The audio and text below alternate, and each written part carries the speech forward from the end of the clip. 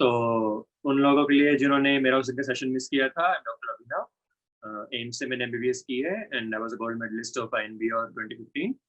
तो जैसे कि मैंने उस दिन आपको बताया था कि एनसीईआरटी की क्या इंपॉर्टेंस होती है कि 80% आप कर सकते हो एनसीईआरटी में से।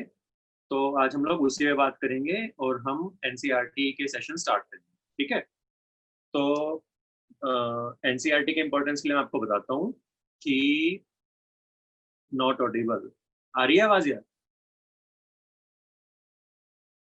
ओके, हाँ, ठीक। तो एनसीईआरटी के लिए मैं एक एग्जांपल बताता हूँ। मैंने नीट 2019 का पेपर एनालाइज किया। उसमें से बायो में जो 90 क्वेश्चंस पूछे गए थे ना, उसमें से 84 क्वेश्चंस एनसीईआरटी से थे, ठीक है, 84 क्वेश्चंस। और जिस 84 में से 78 क्वेश्चंस थे direct NCERT line to line, और 6 क्वेश्चन थे जो थोड़े इनडायरेक्ट थे। यानी कि जो बाकी 6 क्वेश्चन थे वो थे जो आउटसाइड एनसीईआरटी थे। 84 आप एनसीईआरटी से कर सकते थे। तो अगर आप सोचो कि आप 84 में से अगर आप 80 भी ठीक कर लो, दैट इज 320 मार्क्स, ठीक है। तो 320 स्कोर करना यानी 300 प्लस स्कोर करना एनसीईआरटी से काफी इजी है। तो इसीलिए अब आपको फाइनल टाइम है आपके एग्जाम का, अब आपको एनसीईआरटी के अलावा कुछ और नहीं करना। मतलब बाकी सब भी करोगे तो थोड़ा कम रखना, एनसीईआरटी को मेन टाइम रखना है आपको। एनसीईआरटी को आपको बार बार रिपीट करना है, बार बार रिवाइज करना है। आपकी अभी एक रिवीजन तो मैं अच्छे से मैं करवा दिया करूंगा, दिन के दो चैप्टर किया करेंगे हम। 9 to 11 PM की क्लासेस हुआ करेंगी, ठीक है। तो आज हम स्टार्ट करते हैं ह्यूमन फिजियोलॉजी से। आज हम करेंगे digestion and absorption and breathing and exchange of gases, ठीक है। तो एक मैं मीटिंग स्टार्ट करने से पहले आपको टिप देता हूँ, क्लास स्टार्ट करने से पहले, कि जब आप एनसीईआरटी पढ़ोगे ना यार, ऑडियो इज नॉट अवेलेबल। यार आ रही है क्या ऑडियो यार? क्लियर आ रही है? ओके। हाँ, तो मैं बोल रहा था कि क्लास स्टार्ट करने से पहले मैं कुछ टिप बताता हूँ कि आप जब एनसीईआरटी पढ़ोगे ना, तो एनसीईआरटी में आपको ऐसी जगह ध्यान देना है कि जहाँ 3-4 चीजें एक साथ दी होती है ना। फॉर एग्जाम्पल ब्रीदिंग वाले चैप्टर में दिया हुआ है कि हीमोग्लोबिन ऑक्सीजन डिसोसिएटिव कर्व होता है, जो डिसोसिएशन कर्व, उसमें पीसीओ2, पीएच या फिर टेम्परेचर, ये सब क्या कहते हैं, इफेक्ट अफेक्ट करता है उसको। तो ये 3 चीजें हो गई ना, ऐसी जहां पे भी 3-4 चीजें दी हो ना, वहां से all of the below except, इस टाइप के जो क्वेश्चन आते हैं ना कि all of the below are true except, वहां से वो क्वेश्चंस बनते हैं। तो आपको एनसीईआरटी पढ़ते हुए ध्यान देना है कि जहां भी ऐसे सेंटेंसेस आ रहे हैं जहाँ पे 3-4 ऑप्शंस हो सकते हैं, वहां से all of the below except type questions मिलेंगे। और पेपर में भी आपको ध्यान रखना है कि आप एक्सेप्ट वर्ड को ध्यान से पढ़ो। कई बार क्या होता है कि आप all of the following are true except की जगह all of the following are true पढ़ोगे सिर्फ, और फटाफट ऑप्शंस देखोगे। और मोस्टली क्या होता है कि फर्स्ट ऑप्शन पक्का सही ही होता है, मतलब फर्स्ट ऑप्शन उन्होंने ट्रू दिया होता है, तो आप सोचोगे कि हाँ फर्स्ट ट्रू है, टिक करो, नेक्स्ट क्वेश्चन दिया। ऐसा नहीं करना, पूरा क्वेश्चन पढ़ना है, देखना है लास्ट में एक्सेप्ट तो नहीं पूछा। अगर एक्सेप्ट कुछ है तो चारों ऑप्शंस देखने हैं, चारों ऑप्शंस में फिर जो फॉल्स है सिर्फ उसको मार्क करना है, ठीक है। तो अब हम स्टार्ट करते हैं। अ, मैं अपनी स्क्रीन रिकॉर्डिंग स्क्रीन शेयर करके आपको दिखाता हूँ। तो मैंने जैसे बताया वाई एनसीईआरटी। तो एनसीईआरटी में 84 में से 90 क्वेश्चन जो थे नीट में, वो एनसीईआरटी से पूछे गए थे, जिसमें से 78 straight from NCERT and 6 were indirect questions. So only 6 questions were asked from outside of NCERT. तो जैसे मैंने बताया अगर आप 80 भी करेक्ट कर लेते तो 320 स्कोर आप ला सकते थे। तो एक बार मैं दोबारा जूम खोल के देखता हूँ कि आप लोगों के क्वेश्चन तो नहीं आप लोगों को सही दिख रहा है। अगर सही दिख रहा है तो फिर आप मेरे को बताना, ठीक है। तो अब हम ऐसा ही करेंगे कि मैं स्क्रीन शेयर करूंगा अपनी, जो मैंने अपने नोट्स बनाए हैं ये एनसीईआरटी से ही है। तो आपको हर एक चीज नोट करने की जरूरत नहीं है, आप अपनी एनसीईआरटी बुक सामने रखिए और जो जो मैं बोलूंगा उसको अच्छे से अंडरलाइन या हाईलाइट करना है आपको, ठीक है। और अगर मैं कुछ एक्स्ट्रा बोल रहा हूँ, एनसीईआरटी से बाहर बोल रहा हूँ, तो उसको जो एनसीईआरटी की साइड में थोड़ी जगह होती है ना, वहां पे लिख लूंगा।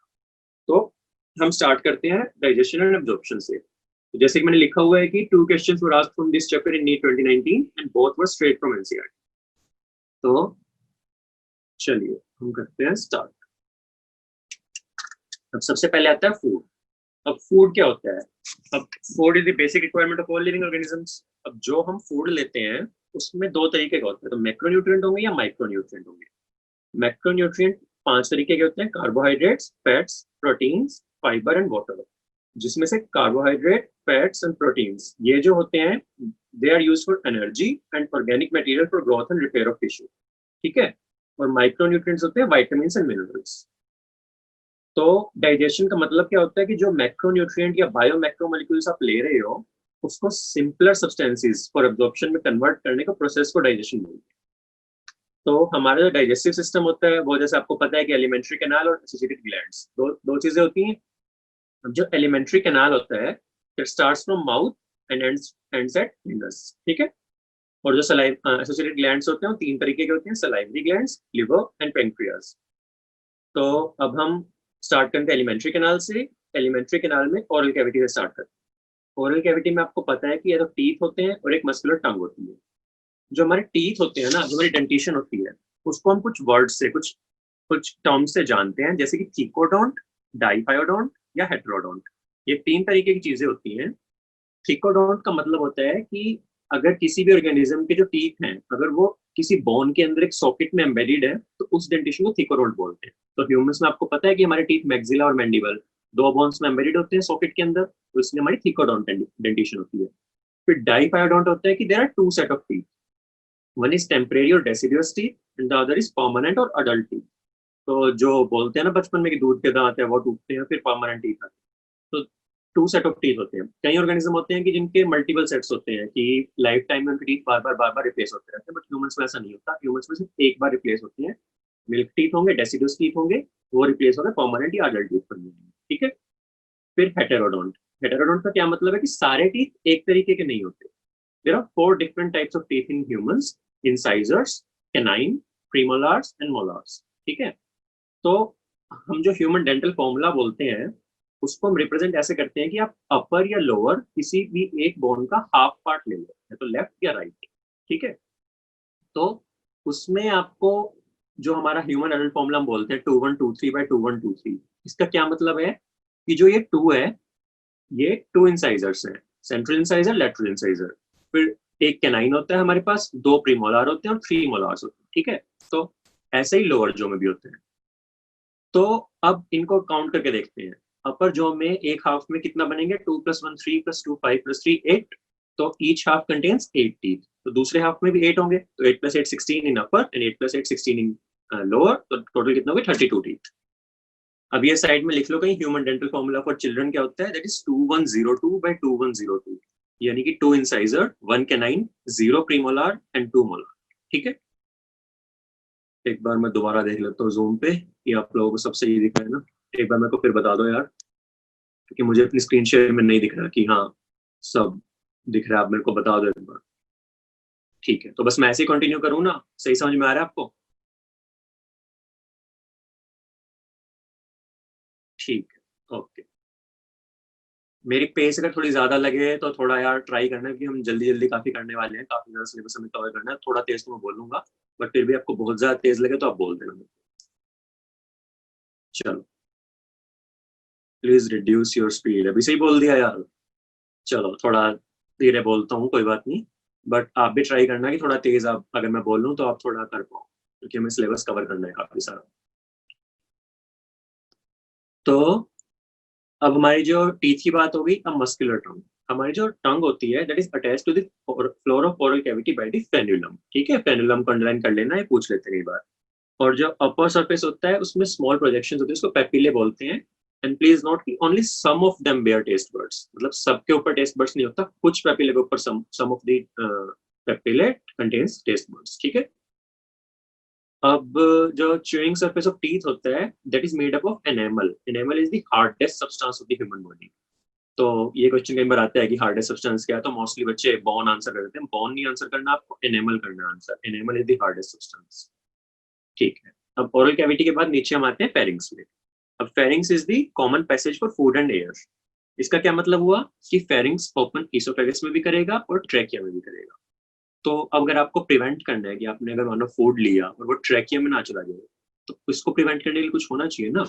तो उसको प्रिवेंट करने के लिए हम ह्यूमंस में चीज होती है तो बोलते हैं एपिग्लोटिस। एपी मतलब ऊपर, ग्लोटिस मतलब ग्लोटिस होता है ओपनिंग ऑफ विंड। तो एपिग्लोटिस इज जो ग्लोटिस को कवर करता है, it is a cartilaginous flap. और जब भी आप डिग्लूटिनेशन यानी कि आप सोलो करते हो तो ये एपिग्लोटिस ग्लोटिस को कवर कर लेता है, जिससे कि फूड ट्रैकिया में ना चला जाए, ग्लोटिस में ना चला जाए, ठीक है। तो हाँ जी, अब फेरिंग्स के बाद क्या आता है, ईसोफेगस आता है। ईसोफेगस एक स्ट्रेट ट्यूब होती है जो एक्सटेंड करती है थोरैक्स, नेक से लेके थोरैक्स में, फिर एब्डोमेन तक, और वो डायफ्राम को पियर्स करती है। मतलब आपको ये जानना जरूरी नहीं है कि किस लेवल पियर्स करनी है, बस इतना याद करना है कि डायफ्राम को पियर्स करके निकलता है ईसोफेगस। अब जो डायफ्राम है वो सॉरी ईसोफेगस है, ईसोफेगस जाके स्टमक में मिलेगा, तो स्टमक और ईसोफेगस का जो जंक्शन होता है उसको गैस्ट्रो ईसोफेगल स्फिंक्टर ये गार्ड करके रखता है कि जो भी स्टमक के कंटेंट्स हैं वो रिगर्जिटेट ना हो ईसोफेगस में। तो अगर कभी ये रिलैक्स हो जाए या कोई पैथोलॉजी हो जाए तो जो इंडाइजेशन होती है, इंडाइजेशन नहीं मतलब वॉमिटिंग होती है या फिर कभी बर्निंग सेंसेशन होती है, वो इस वजह से होती है कि जो यहाँ का एसिड रिच फूड है अगर वो गलती से इसोफेगस में चला जाए ना तो वो उस वजह से होती है। उसको प्रिवेंट करने के लिए गैस्ट्रोएसोफेजियल स्फिंक्टर। अब हम स्टमक में आते हैं। Stomach is located in the upper left portion of the abdominal cavity. पता ही होगा आप लोगों को, लेफ्ट में होता है, राइट में लिवर होता है, लेफ्ट में स्टमक होता है। अब स्टमक के 4 पोर्शंस होते हैं, cardiac, fundus, body, pylorus. Cardiac is the portion जिसमें इसोफेगस आगे ओपन करता है। ये इसोफेगस आया और ये ओपन किया, इस पोर्शन को कार्डियक बोलते हैं। फंडस जो अपर मोस्ट पोर्शन होता है स्टमक का वो फंडस होता है।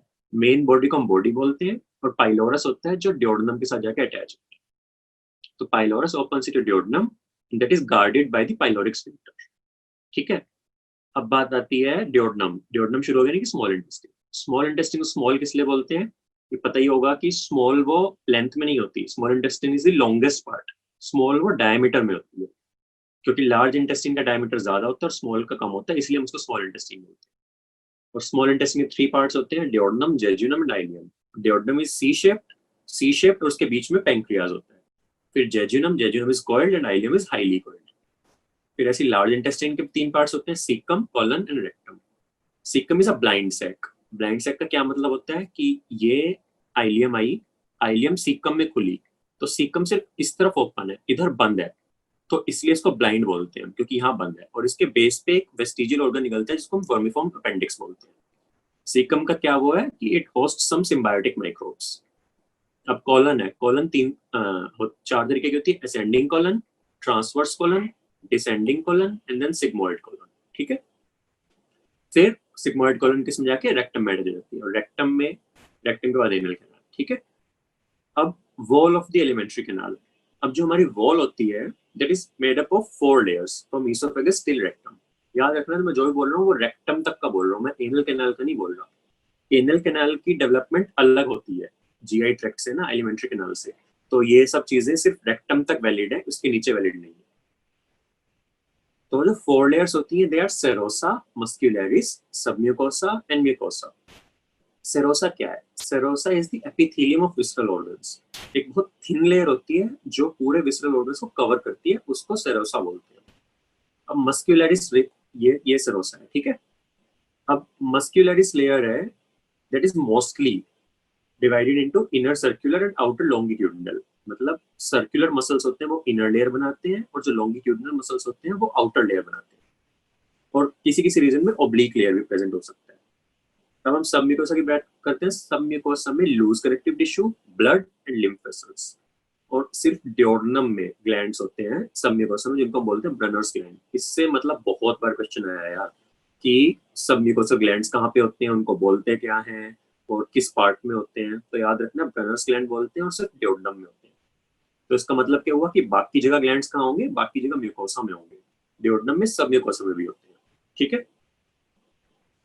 मैं एक बार फिर जूम खोल के देख लेता हूँ, बीच बीच में देखता रहूंगा मैं कि सब समझ में आ रहा है आपको। बीच में छोड़ देना, आप मेरे को बताते रहो कि सब समझ में आ रहा है ना, ज्यादा तेज नहीं हूँ मैं।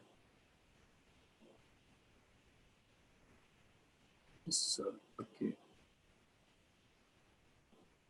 ठीक है। आवाज अटक रही है यार, आवाज। बाकी लोग तो सही बोल रहे हैं, तो मे भी आपका नेटवर्क थोड़ा धीरे होगा, तो ट्राई करो आपका नेटवर्क थोड़ा अच्छा हो। ठीक है। और ये जो मैं भी जीआई करा रहा हूँ ना यार, ये थोड़ा मतलब मैंने नोट्स थोड़े इसके अलग से हैं थोड़े, मतलब थोड़े आपको गंदी राइटिंग में भी लग रहे होंगे, बट इसके बाद जो भी चैप्टर करूंगा मैं उसके नोट्स बड़े अच्छे, मैंने कलरफुल अच्छे नोट्स बनाए हुए हैं। वॉल्यूम थोड़ी कम है, वॉल्यूम कम लग रही है यार आप लोगों को? अगर कम लगे तो मैं ईयरफोन से अटैच करके माइक में बोल सकता हूँ। नहीं, ठीक है, ठीक है, ओके। ओके, अगर कम लगे तो मेरे को बोलना, फिर मैं आगे माइक में बोल सकता हूँ ईयरफोन से अटैच करके। हाँ, तो मैं बोल रहा था कि आगे से जो भी चैप्टर्स होंगे उनके नोट्स काफी अच्छे हैं, थोड़े जीआई के नोट्स डाइजेशन के, थोड़ा इससे बियर कर लो, बाकी ठीक है। चलो, अब सब म्यूकोसा हो गया, अब म्यूकोसा की बारी आती है। म्यूकोसा में क्या है, इरेगुलर फोल्ड्स होते हैं। अब फोल्ड्स का फायदा क्या होता है इसका, आपको मैथ से पता चलेगा कि मानो ये एक लेयर है, कि ये कोई भी अगर बॉडी का सरफेस है मानो, तो इसका सरफेस एरिया सिर्फ इतना ही होगा ना, ये जो अंदर वाला एरिया है। अगर मेरे को सरफेस एरिया बढ़ाना है, या तो मैं इसका साइज बहुत ज्यादा बढ़ा दूं, वो फिजिबल नहीं है, क्योंकि ह्यूमन बॉडी तो मतलब जगह तो बहुत कम है ना, एब्डोमेन में जितनी जगह उतनी रहेगी, वो तो बढ़ नहीं सकती। तो मेरा दूसरा मैं क्या कर सकता हूँ, मैं इसके अंदर ऐसे फोल्ड्स बना सकता हूँ। जहां भी ये फोल्ड्स बन जाएंगे ना, वहां पे सरफेस एरिया इनॉर्मसली ह्यूज हो जाएगा, मतलब सरफेस एरिया इतना ज्यादा बढ़ जाएगा कि डाइजेशन के लिए, एब्जॉर्प्शन के लिए, कुछ भी क्या कहते हैं चीज के लिए ना, आपको इतना ज्यादा सरफेस मिल जाएगा ना। तो उस चीज, उस वजह से आपको ह्यूमन बॉडी में दिखेगा कि बहुत जगह पे फॉल्ट्स होते हैं। तो स्टमक में इनको रुगे बोलते हैं और इंटेस्टाइन को विलाई बोलते हैं। तो इनका फंक्शन क्या हुआ, इंक्रीज सरफेस एरिया। ठीक है, अब ये विलाई है, ये जो बड़े वाला पार्ट है ना, ये विलाई है, इसमें ब्लड वेसल जा रही है और एक ग्रीन लैक्टियल जा रही है, और जो उसके ऊपर छोटे छोटे येलो प्रोजेक्शन है वो माइक्रोविलाई है, जो यहाँ माइक्रोविलाई फॉर्मिंग दी ब्रश बॉर्डर है, इसको ब्रश बॉर्डर अपीयरेंस बोलते हैं ना, ये छोटे छोटे माइक्रोविलाई है। तो माइक्रोविलाई में भी कैपिलरीज जाती है, माइक्रोविलाई है जो मेन सरफेस एरिया इंप्रूव करते हैं, सरफेस एरिया इंक्रीज करते हैं। ठीक है, तो लैक्टियल क्या होता है, that is a large lymph vessel. अब म्यूकोसल एपिथेलियम में क्या क्या होता है, गॉबलेट सेल्स होते हैं, क्रिप्स ऑफ लीवर कोन होता है स्मॉल इंटेस्टाइन में, एंड ग्लैंड्स इन स्टमक होते हैं। गॉबलेट सेल का क्या फंक्शन होता है आपको पता ही होगा, म्यूकस सिक्रीट करते हैं ये। तो यहाँ तक बात होगी एलिमेंट्री कैनाल की। अब बात करते हैं हम डाइजेस्टिव ग्लैंड्स की। डाइजेस्टिव ग्लैंड्स आपको पता है, salivary glands, liver, pancreas. Salivary glands होते हैं तीन तरीके के, पैरोटिड्स, जो होते हैं आपके बाइलेटरल चीक में, दोनों तरफ चीक में पैरोटिड ग्लैंड्स होते हैं, मेजर ग्लैंड्स होते हैं, सबसे बड़े ग्लैंड्स यही होते हैं। फिर याद रखना कि सब मैक्सिलरी और सब मैंडिबुलर दो अलग अलग ग्लैंड नहीं है, एक ही ग्लैंड के दोनों नाम है, मतलब इनको हमने अलग से डिफरेंशिएट नहीं किया हुआ। सब मैक्सिलरी और सब मैंडिबुलर एक ही ग्लैंड को बोलते हैं। और थर्ड होते हैं सबलिंगुअल ग्लैंड, ये बड़े माइनर होते हैं, माइन्यूट ग्लैंड होते हैं जो टंग के नीचे होते हैं। फिर liver is the largest gland, आपको पता ही होगा, इसका वेट कितना होता है, 1.2 टू 1.5 किलोग्राम्स। दो लोब होते हैं, लेफ्ट और राइट, और उसकी स्ट्रक्चरल फंक्शन यूनिट क्या होती है, hepatic lobules. They are arranged in the form of cords. आपने पढ़ा होगा, कॉर्ड्स का मतलब है ये सेंटर में आपको सेंट्रल वेन दिख रही है ना, उससे जो ये स्ट्राइएशंस जा रही हैं, जो हिपेटोसाइट अरेंज है एक लाइन में, इसको कोड बोलते हैं। जो ये अरेंजमेंट है, ये होती है कोड में। ठीक है, अब each lobule is covered by Glisson's capsule. ये भी याद रखना, ग्लिसन्स कैप्सूल पे तो बहुत बार क्वेश्चन आता है, मतलब इस बार भी आया था, 2019 में भी आया था। तो this is a thin connective tissue sheet. ठीक है, तो ग्लिसन्स कैप्सूल को अच्छे से मार्क कर लेना। देन पेंक्रियाज होता है, डाइजेस्टिव ग्लैंड थर्ड। अब हिपेटिक सेल्स का फंक्शन क्या है, वो बाइल सिक्रीट करते हैं।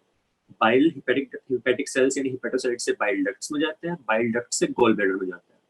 गोल ब्लैडर का फंक्शन है storage and concentration of bile. याद रखना, कंसंट्रेट करता है gall bladder, up to 10 times तक कंसंट्रेट कर सकता है। इसलिए आपने सुना होगा कि किसी के गोल ब्लैडर में स्टोन हो जाते हैं। तो स्टोन गोल ब्लैडर में क्यों होते हैं, लिवर में क्यों नहीं होते, क्योंकि गोल ब्लैडर में कॉन्सेंट्रेटेड बाइल होता है। कोई भी चीज कॉन्सेंट्रेटेड होती है ना, उसका पानी कम हो चुका है, वाटर कंटेंट कम हो चुका है, तो वहां पे स्टोन बनने की पॉसिबिलिटी होती है। ठीक है, अब जो बाइल डक्ट और पेंक्रियाटिक डक्ट, वो दोनों मिलते हैं और फिर डिओडनम में कॉमन हिपैटो पेंक्रियाटिक डक्ट की तरह घूमते हैं, that is guarded by the sphincter of Oddi. ठीक है, ये मैंने इमेज बनाई है, आप देख सकते हैं कि right hepatic duct, left hepatic duct मिलके बन गए कॉमन हिपैटिक डक्ट। फिर जो गोल ब्लैडर का है डक्ट, उसको बोलते हैं सिस्टिक डक्ट, उन दोनों ने मिलकर बनाया common bile duct. Common bile duct pancreatic duct से अटैच हुआ और दोनों ने मिलकर बनाया हिपैटो पेंक्रियाटिक डक्ट, जो कि जाके डिओडनम में एम्पुल ऑफ वाटर के अंदर खुला, जिसको स्फिंक्टर ऑफ ओटाई गार्ड कर। ठीक है, इस इमेज को अच्छे से देख लो एक बार, शायद एनसीईआरटी में नहीं है इमेज, पता नहीं है या नहीं है, लेकिन इसको एक बार अच्छे से देख लो। चलो, अब बात करते हैं पेंक्रियास। पेंक्रियास जैसे मैंने बताया कि situated between the limbs of C shaped duodenum, it is a compound organ. Compound organ का मतलब क्या है, एक्सोक्राइन फंक्शन भी होगा, एंडोक्राइन फंक्शन भी होगा। Exocrine is alkaline pancreatic juice containing enzymes. तो जो पेंक्रियाटिक जूस होता है ना यार, दैट इज अल्कलाइन। और जो हमने स्टमक का देखा था, स्टमक हम आगे देखेंगे, दैट इज एसिडिक। ठीक है, तो बेसिक चीज है, बट फिर भी कंफ्यूज मत होना। और जो एंडोक्राइन फंक्शन है, वो है कि इंसुलिन और ग्लूकागन दो हार्मोन्स होते हैं जो पेंक्रियास के एंडोक्राइन सेल्स सिक्रेट करते हैं। अब हम शुरू करते हैं डाइजेशन ऑफ फूड। अब डाइजेशन ऑफ फूड मैकेनिकल भी होती है, केमिकल भी होती है। मैकेनिकल मतलब कि सिर्फ स्ट्रेंथ से, फोर्स से, जो भी हम फूड को जैसे कि स्टमक चर्न करता है कि छोटे छोटे पार्ट्स में तोड़ दे, और या हम टीथ से मेस्टिकेट करते हैं जिससे कि हम छोटे छोटे बोलस बना लें, उसको हम बोलते हैं मैकेनिकल मेथड्स। और केमिकल क्या होता है? केमिकल होता है कि जो भी एंजाइम्स यूज करके, बॉडी एंजाइम्स यूज करके जो मैक्रोमोलिक्यूल को मैक्रोमोलिक्यूल को तोड़ती है एब्जॉर्बेबल फॉर्म में, वो केमिकल डाइजेशन होती है। तो फूड गया बकल कैविटी में। बकल कैविटी का फंक्शन क्या है? Mastication and swallowing। और म्यूकस होता है सलाइवा में, that helps in lubrication and adheres food particles into a bolus. तो बोलस को आप सोलो करते हो। अब सलाइवा में दो चीजें होती हैं, इलेक्ट्रोलाइट्स होती हैं जैसे कि sodium, potassium chloride and bicarbonate, and enzymes होते हैं। एंजाइम होते हैं दो main, salivary amylase, lysozyme. Amylase को आपने हमेशा स्पेसिफाई करना है क्योंकि अमाइलेज सलाइवरी भी होता है और एक दूसरा अमाइलेज होता है पेंक्रियाटिक। ठीक है, तो ये है salivary amylase. Salivary amylase starch पे काम करता है। तो अप टू 30% ऑफ स्टार्च जो भी आप इंजेस्ट करते हो, that is converted into maltose, that is a disaccharide. तो आपने कभी ध्यान दिया हो तो अगर कभी कल भी एक्सपेरिमेंट करना कि एक ब्रेड का पीस या एक चपाती का पीस छोटा सा लेके अच्छे से च्यू करके और थोड़ी देर टंग पे ही रखना, तो थोड़ी देर में आपको मीठा टेस्ट करने लगेगा। वो इसलिए मीठा टेस्ट करते हैं क्योंकि स्टार्च पे जो सलाइवरी अमाइलेज है वो एक्ट करना शुरू करता है और वो माल्टोज में कन्वर्ट कर देता है। ठीक है, और किसी भी एंजाइम को एक्ट करने के लिए एक स्पेसिफिक पीएच होता है, इसको हम ऑप्टिमम पीएच बोलते हैं। तो सलाइवरी अमाइलेज का ऑप्टिमम पीएच इज 6.8। दूसरा है कि लाइसोजाइम भी होता है सलाइवा में। Lysozyme has antibacterial properties, so it prevents infections. चलो, अब फूड बोलस फेरिंग्स में था, इसोफेगस में गया। अब इसोफेगस से स्टमक के लिए एक तो ग्रेविटी हेल्प करेगी कि ग्रेविटी की वजह से, क्योंकि ह्यूमंस हैं अपराइट क्रीचर्स हैं, मतलब मानो अगर कोई डॉग है या काऊ है, वो चार पैर पे चलते हैं ना, तो उनका इसोफेगस से स्टमक में ग्रेविटी हेल्प नहीं करती, सिर्फ पेरिस्टाल्सिस चाहिए। लेकिन ह्यूमंस में ग्रेविटी प्लस पेरिस्टाल्सिस। पेरिस्टाल्सिस क्या है? Successive waves of muscular contraction. ठीक है, तो इससे फूड चला गया स्टमक में। इसोफेगस में और कुछ नहीं होता, इसोफेगस में कोई डाइजेशन या कुछ नहीं हो रहा होता, सिर्फ जो सलाइवरी माइलेज से जो थोड़ा बहुत चल रहा है वही चलेगा। इसोफेगस की खुद की कोई सिक्रीशंस नहीं है एंजाइम्स के उसमें। अब स्टमक में पहुंच गया food. Stomach stores food for 4 to 5 hours। Stomach का मेन फंक्शन क्या है कि एसिडिक गैस्ट्रिक जूस है जो, उसको अच्छे से फूड के साथ थॉरली मिक्स करना। तो चर्निंग मूवमेंट्स होती हैं और उसके बाद जो एक पल्पी पेस्ट बन जाता है उसको हम बोलते हैं काइम। ठीक है, और स्टमक 4 to 5 hours तक फूड को स्टोर कर सकता है। इसलिए आप अगर कभी ज्यादा खा लो तो आपको फुलनेस रहती है ना, लेकिन कुछ घंटे बाद, 2-3 घंटे बाद आपको लगेगा कि हाँ थोड़ा धीरे धीरे ठीक हो रहा है, क्योंकि शुरू के कुछ घंटे स्टमक में फूड रहेगा, लेकिन उसके बाद वो धीरे धीरे धीरे करके ड्यूोडेनम में पास करता रहेगा। अब स्टमक के म्यूकोसा में ग्लैंड्स होती हैं, गैस्ट्रिक ग्लैंड्स होते हैं 3 तरीके के, म्यूकस नेक सेल्स, पेप्टिक और चीफ सेल्स, एंड पेराइटल और ऑक्सिंटिक सेल्स। याद रखना, पेप्टिक, चीफ और पेराइटल ऑक्सिंटिक, मतलब ये एक दूसरे के दो दो नाम है, तो आपको कंफ्यूज नहीं करना चारों में से। ठीक है, अब म्यूकस नेक सेल्स म्यूकस म्यूकस सिक्रीट करेंगे, पेप्टिक या फिर चीफ सेल्स पेप्सिनोजन सिक्रीट करेंगे, एंड पेराइटल या फिर ऑक्सिंटिक सेल एचसीएल सिक्रीट करेंगे, यानी कि हाइड्रोक्लोरिक एसिड, और इंट्रिंसिक फैक्टर रिलीज करेंगे। इंट्रिंसिक फैक्टर क्या होता है कि एक विटामिन B12 होता है, उसकी एब्जॉर्प्शन भी नेसेसरी होता है ये।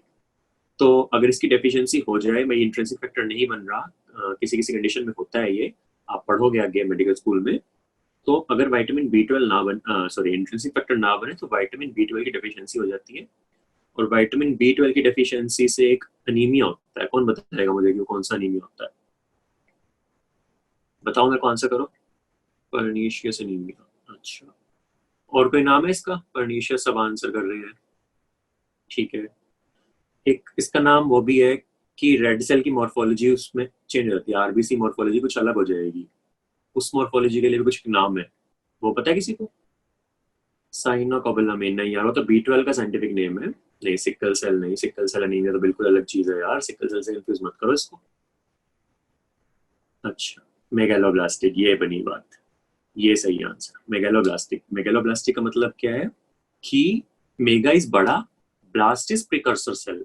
कि आरबीसी के जो प्रिकर्सर सेल होते हैं ना, कि आरबीसी जिस सेल से बनता है वो सेल थोड़े बड़े होते हैं, वो दिखते हैं हमें। अगर आप मतलब किसी का ब्लड लेके उसको माइक्रोस्कोप पे नीचे देखोगे ना, तो आपको नॉर्मल आरबीसी थोड़ा साइज बड़ा दिखेगा, तो वो होता है मेगालोब्लास्टिक एनीमिया। इसका दूसरा काउंटर पार्ट होता है माइक्रोसिटिक एनीमिया। माइक्रो मीन्स छोटा एंड सिटिक इज सेल। तो अगर छोटे आरबीसी मिल रहे हैं वो होता है आयरन डेफिशिएंसी। आयरन डेफिशिएंसी होती है ना, उसमें माइक्रोसिटिक एनीमिया होता है। इसको लिख लो कहीं पे, शायद नहीं दिया हुआ है, ठीक है। और मेगालोब्लास्टिक एनीमिया B12 और एक होता है folate, folic acid. Folic acid का डेफिशिएंसी तो भी मेगालोब्लास्टिक एनीमिया हो सकता है। तो B12 फोलिक एसिड इन दोनों में से कुछ एक डेफिशिएंसी हो तो भी हो जाता है। Sir please repeat slowly. Okay, anaemia हम, अगर मान लो आप किसी का ब्लड है, एक अनीमिक पर्सन है, उसका ब्लड आप माइक्रोस्कोप के अंदर देख रहे हो। स्क्रीन और वॉइस नहीं आ रही, वॉइस आ रही है यार? ओके, ठीक है ठीक है।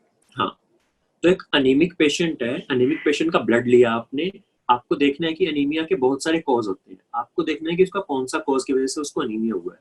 तो आप ब्लड लोगे और ब्लड को माइक्रोस्कोप के नीचे देखोगे।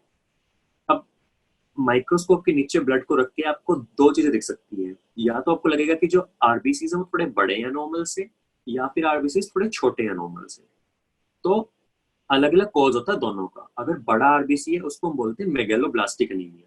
मेगा इज बड़ा एंड ब्लास्ट इज सेल का प्रिकर्सर होता है, उसको ब्लास्ट बोलते हैं, ठीक है। तो वो होता है तो B12 डेफिशिएंसी में या फोलेट डेफिशिएंसी में। B12 deficiency and folate deficiency, तो उसमें मेगेलोब्लास्टिक एनीमिया आता है।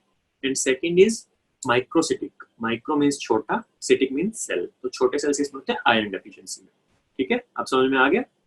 हाँ, तो pepsinogen is a pro enzyme. Pro enzyme का मतलब क्या होता है कि प्रो एंजाइम एक चीज होगी जिसपे कोई चीज आके एक्ट करेगी, फिर वो एक्टिव एंजाइम में कन्वर्ट होगा।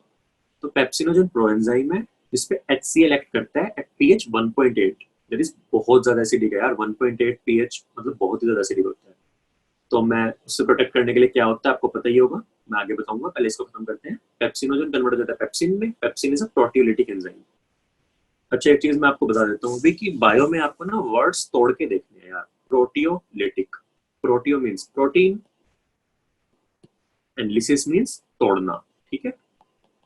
तो अगर आपको कभी ऐसा हो जाए कि आपको एग्जाम में पता नहीं चल रहा कि ये टर्म क्या है, तो उस टर्म को तोड़ के देखो आप और आपको चल जाएगा पता। तो प्रोटियोलिटिक में क्या है कि प्रोटीन का लिसिस करता है। तो आपने जो भी प्रोटीन लिया है डाइट में, that is converted into proteoses and peptones, जो पेप्टाइड्स में कन्वर्ट हो जाते हैं, ठीक है। तो अब HCl है वो हाईली कॉन्सेंट्रेटेड है, मैंने बताया ना pH 1.8 है। 1.8 pH बहुत ज्यादा एसिडिक होता है। तो उससे म्यूकोसल एपिथेलियम को प्रोटेक्ट करने के लिए म्यूकस और बाइकार्बोनेट, ये दो चीजें होती है जो चाहिए होती है। ये इस बार नीट 2019 में आया था, ठीक है। मैच द फॉलोइंग करके ऑप्शन था, उसमें था एक ये। तो म्यूकस एंड बाइकार्बोनेट होते हैं जो प्रिवेंट करते हैं।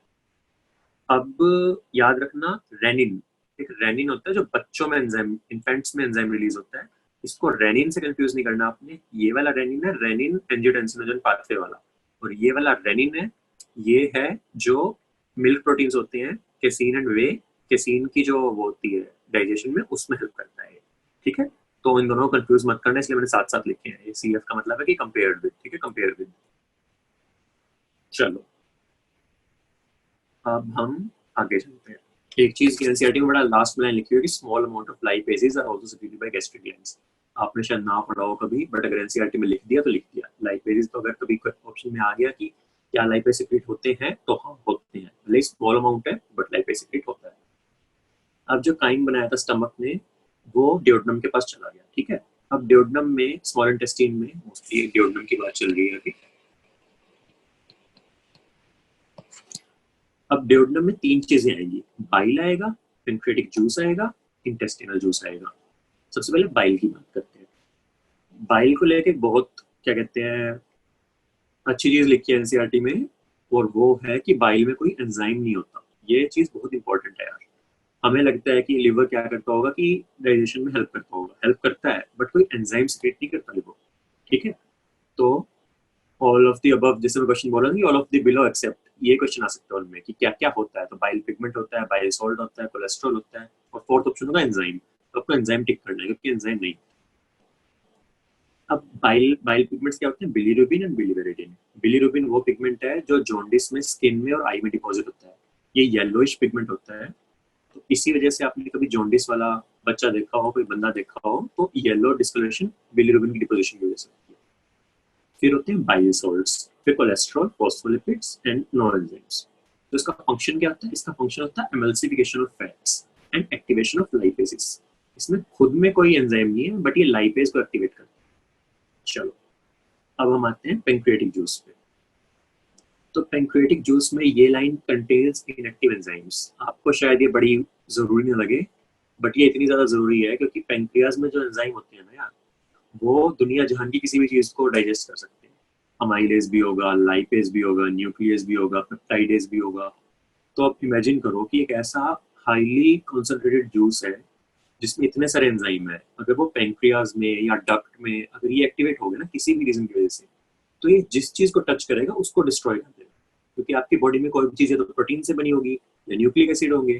तो अगर वो प्रीमेच्योरली एक्टिवेट हो गया, पेंक्रियाज में एक्टिवेट हो गया या डक्ट में एक्टिवेट हो गया, तो वो वहीं पे उसको डिस्ट्रॉय कर देगा। और ये कुछ कंडीशंस में होता है जो आप आगे मेडिकल स्कूल में पढ़ोगे। लेकिन हमारी बॉडी में इसका एक बड़ा अच्छा काउंटर करने के लिए उन्होंने क्या किया कि जो पेंक्रियाटिक जूस को एक्टिवेट करने के लिए एंजाइम है ना, वो इंटेस्टिन सेक्रेट करती है।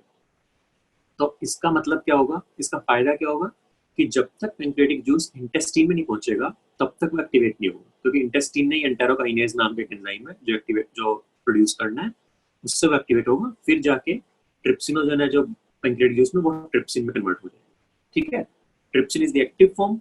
ट्रिप्सिन अपनी खुद की एक्टिवेशन को भी वो करता है, ऑगमेंट करता है, बढ़ाता है, और जो बाकी एंजाइम्स हैं सारे वो है ना, क्या कहते हैं, प्रिकर्सर एंजाइम्स हैं, उनको दोबारा एक्टिवेट करता है। ठीक है, आई बात समझ में? ये बताओ मेरे को, एक बड़ी इंपॉर्टेंट कॉन्सेप्ट है थोड़ा। अब पेंक्रियास खत्म हो गया, अब हम आते हैं इंटेस्टिनल म्यूकोसल एपिथेलियम पे। अब इंटेस्टिनल म्यूकोसल एपिथेलियम में दो तरह के सेल्स होते हैं, goblet cells and brush border cells. ये ब्रश बॉर्डर क्यों बोलते हैं मैंने बताया था आपको, क्योंकि माइक्रोविलाई होती है। मैंने ऊपर दिखाया था ना आपको, एक बार दोबारा दिखा देता हूँ कि ये इसको ब्रश बॉर्डर बोलते हैं, ये जो माइक्रोविलाई की वजह से जो बना हुआ। अब जो गोबलेट सेल्स होते हैं वो म्यूकस सिक्रेट करेंगे। तो म्यूकस का फंक्शन हर जगह क्या है, म्यूकस का फंक्शन स्टमक में क्या था कि वो स्टमक की लाइनिंग को एसिड से प्रिवेंट करेगा। तो म्यूकस का फंक्शन इंटेस्टिन में क्या होगा कि जो पेंक्रियाज के हाईली इफेक्टिव एंजाइम्स हैं, जो इतने सारे एंजाइम्स हैं, उससे इंटेस्टिन की वॉल ना डैमेज हो जाए, उसकी वजह से उससे म्यूकस और बाइकार्बोनेट प्रिवेंट करेंगे। ठीक है, मतलब म्यूकस प्रिवेंट करेगा। अब इन दोनों को मिला के जो इंटेस्टिनल जूस बनता है उसको हम सक्कस एंटेरिकस बोलते हैं। उसमें मेनली क्या होता है, डाइसेकेराइडेज होते हैं, जैसे कि मेल्टेज। अब डाइसेकेराइडेज क्यों चाहिए, क्योंकि मोस्टली तो हमारा जो माल्टोज बन चुका था वो डाइसेकेराइड था, उसको और नीचे तोड़ने के लिए कि जिससे और ज्यादा एब्जॉर्बेबल प्रोडक्ट्स बन सके, उसके लिए चाहिए। ऐसी डाइपेप्टाइडेज होंगे, लाइपेज होंगे, न्यूक्लियोसाइडेज होंगे। ठीक है, सो तो mucus and bicarbonate from the pancreas, दो फंक्शन होते हैं उसके। It protects the intestinal mucosa from acid and it provides alkaline medium. 7.8 medium होना चाहिए, 7.8 pH होगा, तब जाके जो क्या कहते हैं एंजाइम्स है वो एक्टिवेट होंगे और तब जाके डाइजेशन स्टार्ट होगी। चलिए, अब ये मैंने एनसीईआरटी का ही पेज उठा लिया है क्योंकि ये बहुत जरूरी है इसको देखना, और ये इन्होंने बड़े अच्छे से लिखा हुआ है। तो इसको अपने ध्यान देना है कि जो इनिशियल हाफ है वो पेंक्रियाटिक एंजाइम कर रहे हैं, और जो लास्ट वाला है वो इंटेस्टिनल एंजाइम कर रहे हैं। ठीक है, तो हम देखते हैं कि जो प्रोटीन्स थे, पेप्टोन्स थे, प्रोटियोज थे, ये किसने बनाए थे, पेप्सिन ने बनाए थे ना। तो उसको डाइपेप्टाइड में कन्वर्ट करने के लिए क्या चाहिए, ट्रिप्सिन या काइमोट्रिप्सिन। फिर ऐसी स्टार्च था, ये अमाइलेज, इस अमाइलेज की बात कर रहा था मैं। तो मैं आपको बोल रहा था ना एक सेकंड अमाइलेज होगा, ये वाला अमाइलेज होता है पेंक्रियाटिक अमाइलेज। तो ये वाला अमाइलेज इस पे एक्ट करेगा और डाइसेक्राइड बना देगा। फिर ऐसी फैट्स पे लाइपेज होकर डाइग्लिसराइड बने, डाइग्लिसराइड से मोनोग्लिसराइड बने, मोनोग्लिसराइड आगे जाके, मतलब वो नीचे बताता हूँ आपको, पहले न्यूक्लिक एसिड देख लो। न्यूक्लिक एसिड जो भी होंगे आपकी बॉडी में, आप में से कुछ लोग सोच रहे होंगे न्यूक्लिक एसिड कहाँ से आ गए यार। आप कोई भी सेल खाओगे, खाना खाओगे, खाने में सेल होते हैं ना, तो उस सेल का जो न्यूक्लिक एसिड मटेरियल होगा उसको डाइजेस्ट करने के लिए जो न्यूक्लियस होते हैं उससे बनते हैं फिर न्यूक्लियोटाइड और न्यूक्लियोसाइड्स। चलो, अब इसके बाद इंटेस्टिनल एंजाइम्स हैं, और ये सब जो मैं मोस्टली बोल रहा हूँ याद रखना कि ये सारी डाइजेशन, ये सारा कुछ, ये मोस्टली डिओडनम में चल रहा है। मतलब छोटा, सबसे छोटा पार्ट होता है स्मॉल इंटेस्टाइन का, बट सारी डाइजेशन मोस्टली वहीं पे होती है।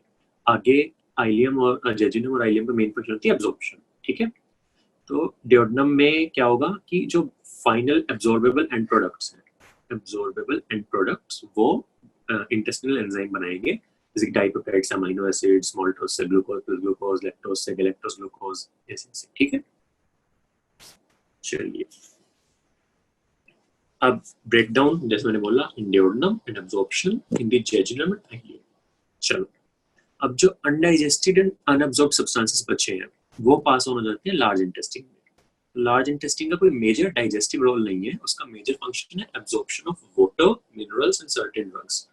जो वाटर होगा मोस्टली, एक तो आपने जो इंजेस्ट किया हुआ खाने के साथ, एक जो खाने का खुद का वाटर कंटेंट होता है वो, और जो एंजाइम्स है, एंजाइम्स वो वाटरी मीडियम में होते हैं ना तो वो एक्स्ट्रा वाटर सारा फंक्शन है लार्ज इंटेस्टाइन का। और ये म्यूकस भी सिक्रेट करती है, लार्ज इंटेस्टाइन में काफी ज्यादा म्यूकस होता है, वो सारे वेस्ट को एडहियर करती है जिससे, और ल्यूब्रिकेट करती है फॉर इजी पैसेज। उसको बोलते हैं फीसिस, जो स्मॉल इंटेस्टाइन से लार्ज इंटेस्टाइन में पास होती है। सीकम में सबसे पहले जाएंगी, और सीकम में आइलियोसिकल वॉल्व पर एक चीज होती है जो बैकफ्लो प्रिवेंट करेगी, क्योंकि आप नहीं चाहते कि जो डाइजेस्टेड एंड प्रोडक्ट है वो दोबारा स्मॉल इंटेस्टाइन में जाए, तो एक वॉल्व होता है। वॉल्व का हमेशा मतलब होता है कि वन वे पैसेज। कहीं भी आपने वॉल्व पढ़ा ना तो इसका मतलब होगा वन वे पैसेज, कि सिर्फ ये एक तरफ अलाउ करेगा, दूसरी तरफ रोक देगा, ठीक है। अब हम आते हैं कंट्रोल ऑफ जीआई एक्टिविटीज पे। तो control of GI activities neural होती है, हार्मोनल होती है। अब एक बात याद रखना, न्यूरल सिर्फ सीएनएस का मतलब नहीं होता, न्यूरल का मतलब ये नहीं है कि सिर्फ ब्रेन हो। इंटेस्टाइन के पास अपना एक ब्रेन होता है जिसको हम सेकंड ब्रेन बोलते हैं।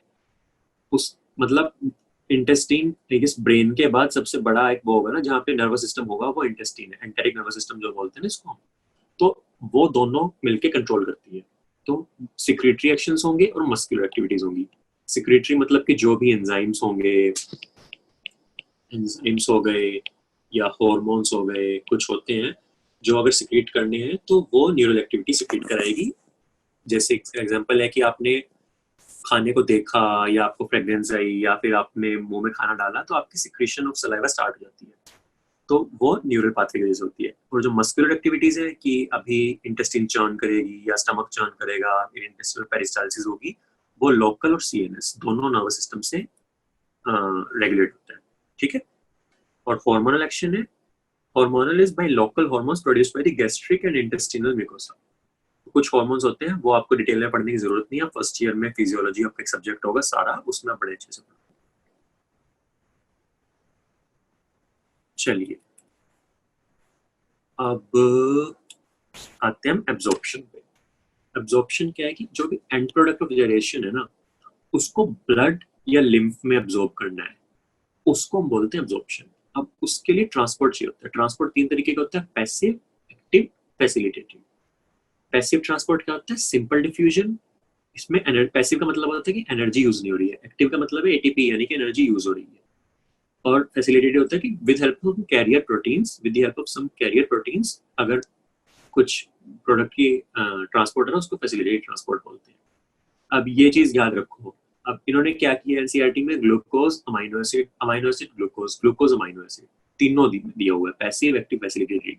तो कई बार क्वेश्चन ऐसे आए हुए कि ग्लूकोज की एब्जॉर्प्शन क्या होती है, और वो ऑप्शन सारे दे देंगे, passive, active, facilitated, all of the above. अब जिसको जिसको याद होगा कि हाँ मैंने पैसिव में पढ़ा था वो पैसिव टिक कर देगा, जिसको याद होगा एक्टिव में पढ़ा था एक्टिव को टिक कर देगा, वो सारे आंसर गलत होंगे। अगर आपने ध्यान से नहीं पढ़ा है तब तक आपको नहीं चलेगा पता कि तीनों में है ग्लूकोज। तो ग्लूकोज की पैसिव भी होती है, एक्टिव भी होती है, फैसिलिटेटेड भी होती है, तो the correct answer is all of the above, ठीक है। और एक क्लोराइड्स के इलेक्ट्रोलाइट्स के एग्जांपल याद रख लेना कि क्लोराइड की पैसिव एब्जॉर्प्शन होती है, सोडियम की एक्टिव होती है, ठीक है। अब फैटी एसिड है। फैटी एसिड क्या है, मोस्टली इनसोल्यूबल होता है। आपको पता ही होगा कि जैसे ऑयल होता है, ऑयल या फैट होगा कोई भी, वो वाटर में सोल्यूबल नहीं होगा। तो जब तक कोई चीज वाटर में सोल्यूबल होगी वो डायरेक्ट ब्लड में नहीं जा सकती ना, ब्लड क्योंकि वाटरी मीडियम है। तो उसको एब्जॉर्ब करने के लिए क्या करते हैं कि मिसल्स जो क्या कहते हैं, बाइल ने और लाइपेज ने मिसल्स बनाए थे, उसको हम प्रोटीन से कोट कर देते हैं। ये जो मैंने मार्क बनाए प्रोटीन है, और अंदर फैट होता है, तो ये बन जाता है फिर एब्जॉर्बेबल, ये सोल्यूबल चीज बन जाती है। प्रोटीन होती है एम्फिफिलिक, और वो सोल्यूबल चीज बना देता है उसको, फिर वो लैक्टियल में जाता है, और लैक्टियल से ब्लड स्ट्रीम में, ठीक है। ये एक टेबल है, काफी इंपॉर्टेंट है यार, इसमें से काफी बार क्वेश्चन आते हैं। इस टेबल को ढंग से पढ़ना, कौन कौन सी एब्जॉर्प्शन कहाँ कहाँ हो सकती है। कुछ ड्रग्स होते हैं जिनकी माउथ में ही एब्जॉर्प्शन हो सकती है। फिर स्टमक में अल्कोहल की एब्जॉर्प्शन हो सकती है, सिंपल शुगर की हो सकती है, वाटर की होती है। स्मॉल इंटेस्टाइन में तो पता ही है आपको, ग्लूकोज, फ्रक्टोज, फैटी एसिड हर एक चीज स्मॉल इंटेस्टाइन में होगी। कुछ ड्रग्स होते हैं जो लार्ज इंटेस्टाइन में अब्जॉर्ब होते हैं। तो अगर कभी क्वेश्चन आ गया तो ये मत याद रखना कि हाँ लार्ज इंटेस्टाइन में कुछ भी अब्जॉर्ब नहीं तो सिर्फ वाटर होते हैं, नहीं, ड्रग्स हो सकते हैं, कुछ स्पेसिफिक ड्रग्स होते हैं जो लार्ज इंटेस्टाइन में ही अब्जॉर्ब होंगे। अब एब्जॉर्ब प्रोडक्ट्स हैं वो टिश्यू तक जाएंगे और फिर टिश्यू उनको यूटिलाइज करेंगे। इस प्रोसेस को एसिमिलेशन बोलते हैं। इसके बारे में आपको ज्यादा पढ़ने की जरूरत नहीं है, मेनली क्वेश्चन जहां से पूछते हैं मैंने आपको बता ही दिया।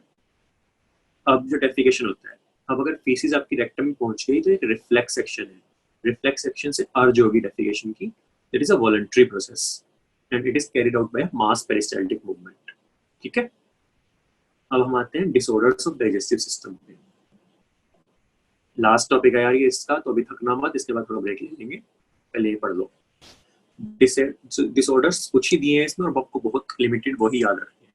तो जॉन्डिस, जॉन्डिस का मतलब होता है कि अगर येलोइश डिस्कलरेशन, जैसे मैंने बताया था, मेरे को कौन बताएगा कि किस वजह से होता है, मैंने बताया था आपको पहले, किस चीज की डिपोजिशन होती है, बिलिरुबिन। ठीक, ठीक है, बाइल पिगमेंट्स, बिलिरुबिन एक्सेस, ठीक है, हाँ सही है। तो बिलिरुबिन बॉडी में नॉर्मली कुछ होता है, थोड़ा बहुत होता है, एक सेकंड, क्या हुआ है, लेकिन अगर बिलिरुबिन की कंसंट्रेशन थोड़ी बढ़ जाए, 1 mg पर डेसीलीटर होती है, आपको याद करने की जरूरत नहीं है। अगर उससे ज्यादा हो जाए तो, और उससे थोड़ा और ज्यादा हो जाए, 1.5 या 2 के ऊपर पहुंच जाए, फिर हमें जॉन्डिस दिखने लग जाता है। और इसमें मेनली लिवर इफेक्ट होता है, बाकी कुछ रीजंस भी होते हैं, वो आप आगे अगले साल पढ़ोगे, अभी आपको जितना याद रखना है कि लिवर का डिजीज है। फिर वॉमिटिंग, अब वॉमिटिंग क्या है, ejection of stomach contents through mouth, it is also reflex action. और कहाँ कंट्रोल होता है, वॉमिट सेंटर होता है मेडुला में, मेडुला ऑब्लोंगाटा होता है ना ब्रेन स्टेम में, वहां पे वॉमिट सेंटर होता है, उधर से रिफ्लेक्स एक्शन कंट्रोल होता है। तो इसके लिए आपका क्या होगा कि जो हमारे हमने पढ़ा था ना, इसोफेजियल और गैस्ट्रोएसोफेजियल वो था, स्फिंक्टर था, उसकी रिलैक्सेशन होनी पड़ेगी, तब जाके आप माउथ के थ्रू इजेक्शन हो पाएगी। फिर डायरिया होता है, diarrhoea is increase in frequency and liquidity of faeces and it reduces the absorption of food. Constipation इसका बिल्कुल उल्टा होता है कि faeces are retained in the colon and bowel movements are decreased. ठीक है, indigestion is food not properly digested leading to a feeling of fullness। अब यहाँ मैंने आपको बताया था कि जहाँ पे मल्टीपल चीजें हो वहाँ एक ऑल एक्सेप्ट क्वेश्चन याद रखना। तो इन सबको याद रखना कि किस किस वजह से होता है, तो वो तीन, इनमें कोई तीन डाल देंगे और फिर एक चौथा ऑप्शन कुछ भी अलग सा बेकार सा डाल देंगे, वो होगा आपका आंसर। ठीक है, तो आपको ये चीजें याद रखनी है। इनएडिकेट एंजाइम सिक्रेशन है, एंजाइटी है, फूड पॉइजनिंग है, ओवर ईटिंग है, स्पाइसी फूड है, इस वजह से इंडाइजेशन होती है। फिर एक लास्ट है PEM, PEM is protein energy malnutrition. दो तरीके का होता है, मेरेसिमस, क्वाशियरकोर। इसमें डिफरेंशिएट करना काफी यार, मतलब डिफरेंशिएट करना तो इजी है, पर इसको याद करना थोड़ा मुश्किल होता है। तो मैंने अपना बनाया हुआ था कि मेरेसिमस साउंड लाइक मरा हुआ सा बच्चा आपको दिखे ना, कि बहुत पतला सा, बहुत ही कमजोर सा बच्चा दिख रहा है, तो वो मेरेसिमस होगा, और उसका जो उल्टा होगा वो क्वाशियरकोर होगा। तो मेरेसिमस में क्या होता है, बहुत protein and calorie are deficient, protein भी कम है डाइट में और कैलोरीज भी कम है। तो इस वजह से चाइल्ड अपीयर सीवियरली इमेशिएटेड। इमेशिएटेड इसकी बहुत ज्यादा पतला, आपको बोन्स दिखेंगे, बैग ऑफ बोन्स दिखेंगे बच्चे में, कुछ प्रोटीन, कुछ मसल, कुछ फैट नहीं दिखेगा, सिर्फ स्किन लगेगी आपको कि हड्डी के ऊपर स्किन चिपका दी है। क्वाशियरकोर में क्या होता है, प्रोटीन डेफिशिएंसी होती है सिर्फ, कि मानो मदर्स मिल्क बच्चा ले रहा था 6 मंथ्स तक, उसके बाद हमने किसी ऐसी डाइट पे लगा दिया कि प्रोटीन कम हो गया, कैलोरी बच्चे को मिल रही है पूरी, कैलोरी नॉर्मल है लेकिन प्रोटीन कम हो गया, तो उसमें बच्चे का क्या होगा, नॉर्मल दिखेगा आपको, क्योंकि फैट रहेगा बच्चे के, जो सबक्यूटेनियस फैट होते हैं ना, देखिए सबक्यूटेनियस फैट वो रहेगा, और इसकी वजह से इडीमा हो जाता है, इडीमा इज स्वेलिंग।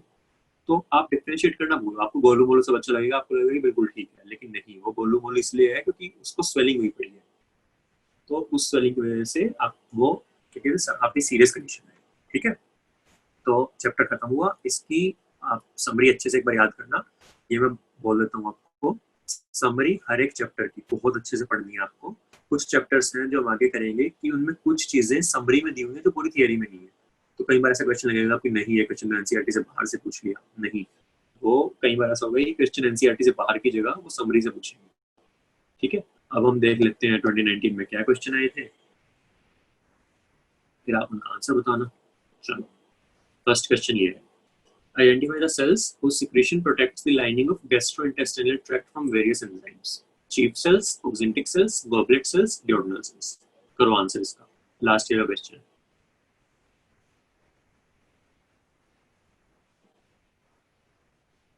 ठीक है, अभी तो आपको सबको याद होगा कि हाँ गॉबलेट सेल है, गॉबलेट सेल है, लेकिन आप जब तक बार बार नहीं पढ़ोगे भूल सकते हो उसको। बहुत सिंपल क्वेश्चन है, किसी का भी गलत नहीं होना चाहिए, बट फिर भी काफी लोगों का गलत हुआ होगा। ठीक है, तो भूलना नहीं है, आपको याद रखना है।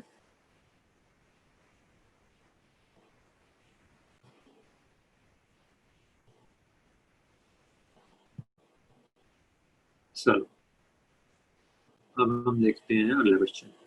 अगला क्वेश्चन था ये, मैच द फॉलोइंग स्ट्रक्चर्स। तो crypts of Lieberkuhn, Glisson's capsule, islet of Langerhans and Brunner's gland. तो अब सारा कुछ एनसीईआरटी में दिया हुआ है इसमें से, है ना। ये चीजें ऐसी गलत नहीं होनी चाहिए आपको। दो ही क्वेश्चन आए चैप्टर में से, और दोनों के दोनों एनसीईआरटी की लाइन टू लाइन थियरी उठा के दी हुई है। तो अगर आप ये भी गलत कर रहे हो ना, तो फिर कोई फायदा नहीं है। तो फटाफट देखो इसको और बताओ मेरे को आंसर क्या है। इसमें मैं इसके फॉलोइंग एक ट्रिक बताता हूँ छोटी सी आपको, जो मैं यूज करता था। कि चारों में से जो भी ऑप्शन पे आप पक्का पक्के वो हो ना, कि पक्का आंसर वही होगा, उसको देख लो। जैसे कि मैं मान लो ग्लिसन्स कैप्सूल को लेके पक्का श्योर हूँ, ग्लिसन्स कैप्सूल तो लिवर में ही होता है। तो सबसे पहले ऐसा ऑप्शन देखो जिसमें बी को 4 से मैच किया हुआ है।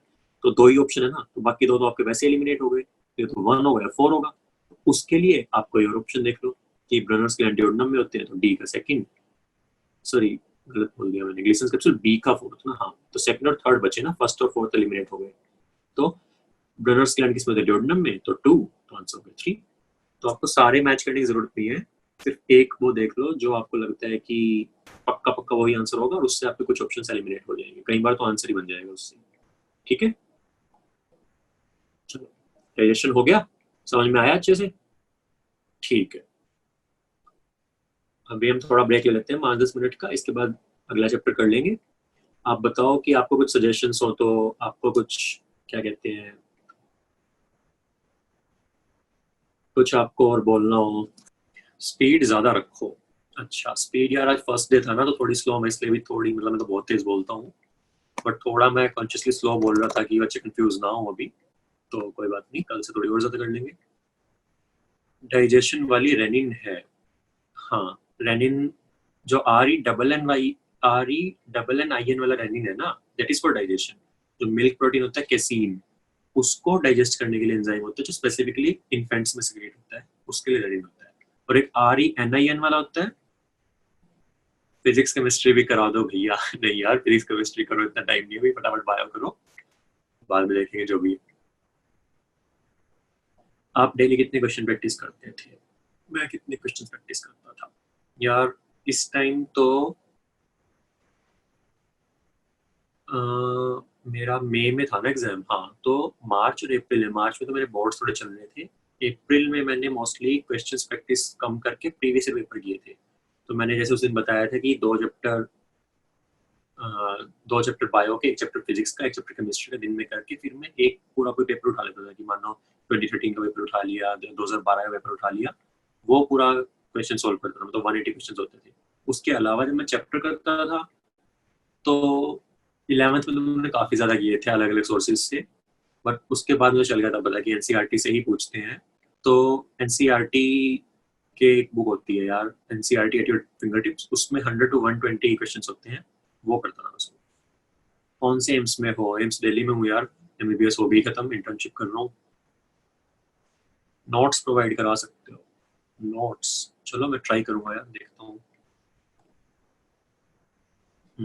और किसी का डाउट हो कुछ? रेनिन या पेप्सिन सर? यार पेप्सिन सब में सिक्रीट होता है, पेप्सिन आप में, मुझ में, हर एक में सिक्रीट होगा, क्योंकि पेप्सिन एक प्रोटीन को डाइजेस्ट करने का होगा। फिर मिल्क प्रोटीन्स होते हैं ना, मिल्क प्रोटीन्स जो होते हैं, मिल्क प्रोटीन डाइजेस्ट करने के लिए इन्फेंट्स में स्पेशल प्रोटीन होते हैं, उसको रेनिन रेनिन एंजाइम बोलते हैं। ठीक है, एमबीबीएस में भी केमिस्ट्री और फिजिक्स बहुत पढ़ाते हैं। नहीं यार, फिजिक्स और केमिस्ट्री नहीं पढ़ाते, सिर्फ बायो कराते हैं। स्पीड ठीक है, डो नॉट इंक्रीज, ओके नहीं करूंगा। कोरोना में कैसे हो इन हॉस्टल? यार इंटर्नशिप चल रही है, काम करना पड़ता है कोरोना में, मेरी छुट्टियां थोड़ी ना। सुबह काम करके आया हूँ मैं, पोस्टिंग चली हुई है। इन्फेंट्स में रेनिन एंड पेप्सिन बहुत होते हैं, हाँ हाँ, पेप्सिन तो सब में होगा ना। पबजी खेलते हो? नहीं यार, नहीं खेलता मैं, मुझे आउटडोर गेम ज्यादा पसंद है, वॉलीबॉल खेलता हूँ मैं।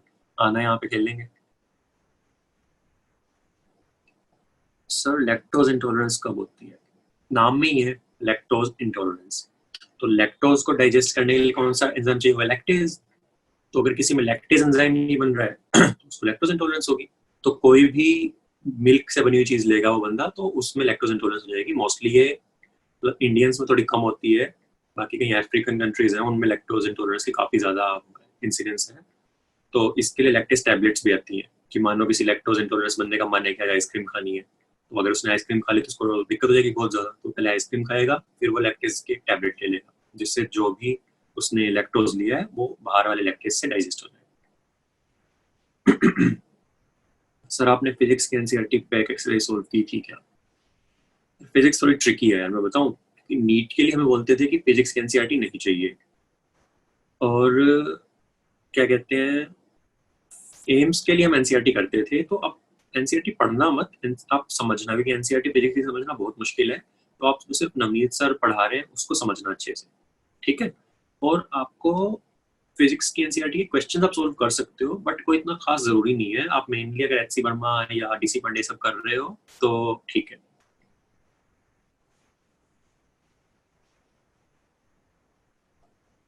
सीबीएसई के लिए नहीं पढ़े? सीबीएसई यानी बोर्ड्स के लिए? बोर्ड्स पूछना चाह रहे हो? Yes sir, okay. हाँ, बोर्ड्स के लिए भी नहीं यार, कोई जरूरत नहीं है इतनी। मतलब एनसीईआरटी तो नहीं भी पढ़ोगे आप चल जाएगा काम। एनसीईआरटी मेनली बायो और केमिस्ट्री की पक्का पढ़ना।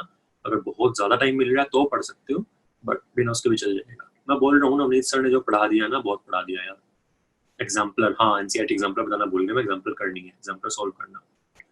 कितने परसेंट थे आपके बोर्ड्स में ट्वेल्थ तक? ट्वेल्थ में मेरे थे यार 93.6%। मतलब मेरे फिजिक्स केमिस्ट्री बायो इंग्लिश सब में 95 मार्क्स थे, और मेरे फिजिकल एजुकेशन थोड़े कम थे, 82 83 कुछ थे। तो टोटल कम हो गया थोड़ा, बट स्टिल कोई मैटर नहीं करता है। कोई नहीं पूछेगा आपसे बोर्ड्स कितने हैं, अभी सिर्फ अपनी पीजी पे ध्यान दो, सॉरी इस पे नीट पे ध्यान दो। हाँ जी, कॉन्ग्रेचुलेशन, थैंक यू जी। एग्जाम्पलर के सब्जेक्टिव भी कर देते हैं। हाँ बोर्ड्स के लिए कर, बोर्ड्स तो हो गए होंगे ना आप लोगों के, अभी क्यों ये सब बात कर रहे हैं? बोर्ड्स बचे हुए हैं।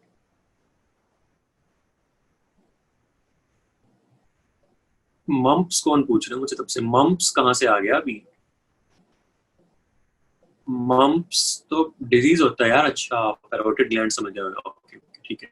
तो मम्प्स एक वायरल डिजीज होता है जो बच्चों में मोस्टली होता है। और वो पैरोटिड ग्लैंड होते हैं ना, ये वाले जो ग्लैंड होते हैं चीक के नीचे, इसको इसको मोस्टली वो अटैक करता है, और वो मम्प स्वेलिंग कर देता है। तो बच्चों की यूनिलेटरल या बायलेटरल स्वेलिंग हो सकती है। मम्प एक डिजीज होता था, अब तो काफी कम हो गया है एमएमआर वैक्सीन आने के बाद से, लेकिन पहले काफी ज्यादा होता था। तो वो एक डिजीज है, तो वायरल डिजीज है। चिल्ड्रन को इफेक्ट अफेक्ट करता है, मोस्टली पैरोटिड ग्लैंड्स को इफेक्ट करता है, तो पैरोटाइटिस हो जाती है। आइटिस होता है इन्फ्लेमेशन, किसी भी वर्ड के लास्ट में ITIS है ना, आइटिस, दैट इज इन्फ्लेमेशन, ठीक है।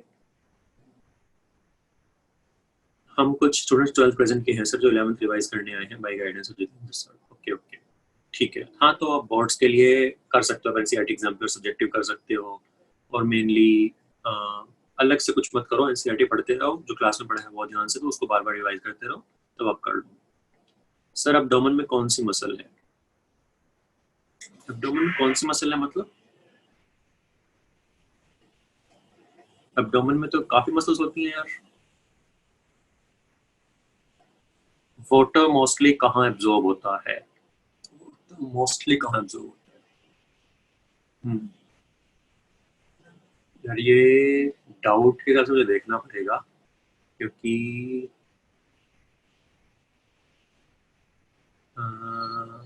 आई गेस लार्ज इंटेस्टीन में होना चाहिए। स्मॉल इंटेस्टीन में तो सिक्रेशंस भी सारी है, पता नहीं, फिर मुझे देखना पड़ेगा, बट स्टिल मैं लार्ज इंटेस्टीन बोलूंगा। सर एक बार क्वेश्चन और बता दीजिए, पता है कि जिसमें बिल्कुल प्रोटीन क्या क्वेश्चन का बता देता हूँ। क्वेश्चन कर होता है कि प्रोटीन कम है बच्चे का, और कैलोरीज उतनी ही ले रहा है। कैलोरीज बच्चा, वही मानो मैं बताता हूँ एग्जांपल कि 6 मंथ्स तक बच्चे ने माँ का दूध पिया, माँ के दूध में बहुत सारे प्रोटीन होते हैं, ठीक है, प्रोटीन कंटेंट बहुत ज्यादा होता है। अब उसके बाद मानते हैं कि क्या कहते हैं, हमने जो ऊपर से डाइट दी उसको हमने कैलोरी में तो रिच रखा कि हमने अच्छे से फैट्स दिए, कार्ब्स दिए, बट प्रोटीन कम रखा हमने।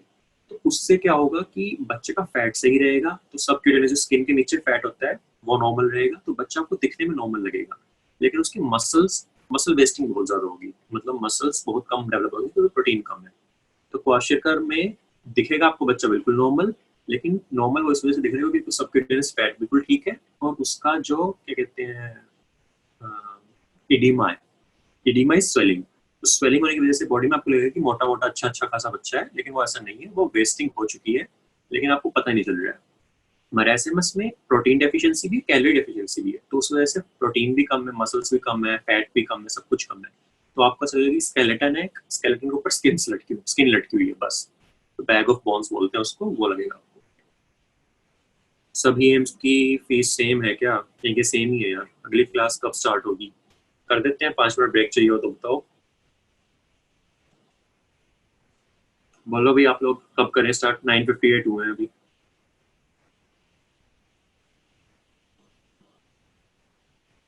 कर दो, नो ब्रेक, कर दो कर दो कर दो। How is MBBS life? चलो 10 o'clock पे स्टार्ट करते हैं यार, 9:50 का 2 मिनट ब्रेक लेना। एमबीबीएस लाइफ बहुत अच्छी है यार, मतलब जो आप करना चाहो, जैसी आप लाइफ चाहते हो वैसी एमबीबीएस लाइफ। अगर आपको एंजॉय करना, आप बहुत ज़्यादा एंजॉय कर सकते हो, थोड़ा बहुत कम पढ़ना कोई बात नहीं, 11th-12th में पढ़े हो थोड़ा ब्रेक लेना ले सकते हो। अगर आपको है कि मुझे बहुत ही ज़्यादा पढ़ना है, मुझे बहुत ही ज़्यादा अच्छा डॉक्टर बनना है, तो पढ़ने के ऑप्शन बहुत ज़्यादा आपके। आप रिसर्च करना चाहते हो कि मेरे को तो कुछ रिसर्च करनी है यार, मुझे यूजी लाइफ में रिसर्च ऐसे करनी है, रिसर्च ऑप्शन बहुत अच्छे हैं आपके। बट हाँ, रिसर्च ऑप्शन के लिए अच्छे कॉलेज में जाना पड़ेगा आपको। पेरिफेरल कॉलेजेस में, जो छोटे मोटे कॉलेजेस होते हैं, उनमें रिसर्च ऑप्शन थोड़े कम मिलते हैं, लेकिन अगर कोई अच्छा कॉलेज है तो आपको रिसर्च ऑप्शंस काफ़ी ज़्यादा होते हैं। तो कई लोग होते हैं जो यूजी क्लासेस, यूजी में यानी अंडर ग्रेजुएशन में रिसर्च करनी स्टार्ट कर देते हैं। तो अगर आप रिसर्च में इंटरेस्टेड हो तो आपको बहुत ज़्यादा पहले ही पढ़ना पड़ेगा कि अच्छे कॉलेज में पहुंचो। बाकी मज़े करने के लिए बहुत कुछ है यार, मतलब काफ़ी टाइम मिलेगा आपको, ठीक है? अभी सिर्फ पढ़ लो 2 साल, उसके बाद ऐसा नहीं है कि बहुत ज़्यादा मज़े भी, मतलब बिल्कुल मज़े पढ़ाई नहीं है, पढ़ाई भी है, बट हाँ मज़े भी काफ़ी है। और कोई डाउट? ठीक है, मैंने सबके बता दिए होंगे, किसी को कोई डाउट रहता हो तो पूछ लो दोबारा। मेमसी कैसा है? मेमसी भी काफ़ी अच्छा कॉलेज है यार। मेमसी ठीक है, एम्स के बाद दिल्ली में मेमसी नहीं है, मेमसी आता होगा। मेमसी काफ़ी अच्छा कॉलेज है। Paper attempting strategy, paper attempting, okay. तो मैं बताता हूँ, नीट का पेपर आएगा 180 क्वेश्चंस। सबसे ज़्यादा टाइम उसमें लगता है फिजिक्स सोल्व करने में। तो कुछ लोग गलती करते हैं कि फिजिक्स को लास्ट में सोल्व करते हैं, वो नहीं करना आपको। आप फिजिक्स को फर्स्ट पे सोल्व करो या सेकंड में सोल्व करो, ठीक है? लास्ट के लिए रखना। आप ये सोचोगे कि मैं पहले कर लूँ, पहले मैं फिजिक्स बायोकेमिस्ट्री कर लूँ, नहीं। लास्ट में फिजिक्स ना छूट जाएगी आपकी। तो या तो फर्स्ट में करना है या सेकंड में करना है। मैं अपना बताता हूँ, मैं सबसे पहले बायो सोल्व करता था, क्योंकि बायो एक तो हाफ है, ठीक है?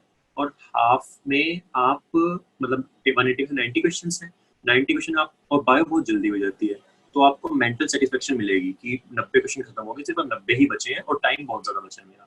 उसके बाद मैं फिजिक्स सोल्व करता था और लास्ट में मैं केमिस्ट्री करता था। आप पहले फिजिक्स करके फिर बायो कर सकते हो, फिर केमिस्ट्री कर सकते हो, पहले फिजिक्स के बाद केमिस्ट्री बायो कर सकते हो, फिजिक्स को लास्ट में मत करना, ये मेरी अपनी होगी। तो एमआर साथ में भरते थे या बाद में? मैं बाद में भरता था। थोड़ा रिस्की है, अगर किसी को डाउट, अगर किसी को है कि यार बीच में क्वेश्चन मिस ना हो जाए तो सारा कुछ गलत हो सकता है, तो अगर आप साथ साथ में भी भर सकते हो, बट मेरी प्रेफरेंस थी कि मैं बाद में भरता था, ठीक है? तो आपकी मर्जी है। एक सेकेंड। स्पोर्ट्स का स्कोप इन कॉलेज बहुत है यार, बहुत ज़्यादा है। आप जिस स्पोर्ट में इंटरेस्टेड हो ना, सब कुछ मिलेगा आपको। मैं अपना बता रहा हूँ ना, मैं वॉलीबॉल जैसे मैं 8th-9th में खेलता था, फिर 10th-11th में बिल्कुल बंद कर दी थी। फिर मैंने यहाँ आके सीखी, हमारी कोचिंग होती है, मतलब 2 महीने पहले पल्स होती है सितंबर में, हमारा जो फेस्ट है उससे 2 महीने पहले हमारी लगातार कोचिंग चलती है। मतलब एक प्रोफेशनल कोच आते हैं हर एक खेल के, स्पोर्ट के, वॉलीबॉल के, फुटबॉल के, टेनिस के, बैडमिंटन के, बास्केटबॉल के, स्विमिंग के तो हमेशा ही होते हैं यहाँ पे। तो कोच आएंगे आपको, आपको कुछ पे नहीं करना, आपके लिए फ्री होगा सब कुछ। जो हमारी एडमिनिस्ट्रेशन है वो उनको पे करती है और वो आपको सिखाएंगे। तो उन्होंने मुझे वॉलीबॉल अच्छे से सिखाई, मेरे को काफ़ी अच्छा बनाया, फिर मैंने फेस्ट में पार्टिसिपेट किया, हम जीते भी काफ़ी बार। तो स्कोप तो बहुत अच्छा है स्पोर्ट्स का। चेस, हाँ यार, चेस के क्लब्स होते हैं यहाँ पे, मैंने भी ज्वाइन किया, मेरे को पसंद है चेस। तो चेस क्लब्स होते हैं, चेस क्लब ज्वाइन कर सकते हो आप। बॉक्सिंग, बॉक्सिंग नहीं होती यार ऐसे अलग से, आप आओ तो चेंज करवा देना, यहाँ पे कर लो। क्रिकेट, हाँ क्रिकेट इंटर सेमेस्टर टूर्नामेंट होती है हमारी, हार्ड सीजन बॉल होती है ना जो, हार्ड बॉल होती है, उससे टूर्नामेंट होती है हमारी हर साल फरवरी में, तो वो भी करते हैं हम। एथलेटिक्स, हाँ एथलेटिक्स भी होते हैं। चलो 10-2 हो गए, अब क्लास स्टार्ट करते हैं। ठीक है, करूँ? किसी और कोई डाउट हो तो बाद में करना, ठीक है? मैं क्लास स्टार्ट करता हूँ। गर्ल्स के लिए भी है, हाँ गर्ल्स के लिए भी सब कुछ है, और गर्ल्स हॉस्टल में अलग अपना बास्केटबॉल कोर्ट है, सब कुछ है। ठीक है। फिजिक्स में कितने क्वेश्चन सॉल्व हो जाते हैं सिंपली? यार आपके ऊपर डिपेंड करेगा, अगर आपके कॉन्सेप्ट अच्छे से क्लियर है तो आप काफी सारे कर सकते हो, मोस्टली सारे ही कर लोगे, कोई भी बहुत हार्ड क्वेश्चन नहीं आएगा फिजिक्स में। तो अगर आपको कम हो रहे हैं तो फिर मतलब कि आपके कॉन्सेप्ट्स कम है थोड़े, तो कॉन्सेप्ट अच्छे से बनाओ और फिजिक्स के क्वेश्चन ज्यादा से ज्यादा करने की सोचो। चलो मैं क्लास स्टार्ट करता हूँ, इसके बाद जो भी डाउट होंगे इसके बाद पूछ लेना।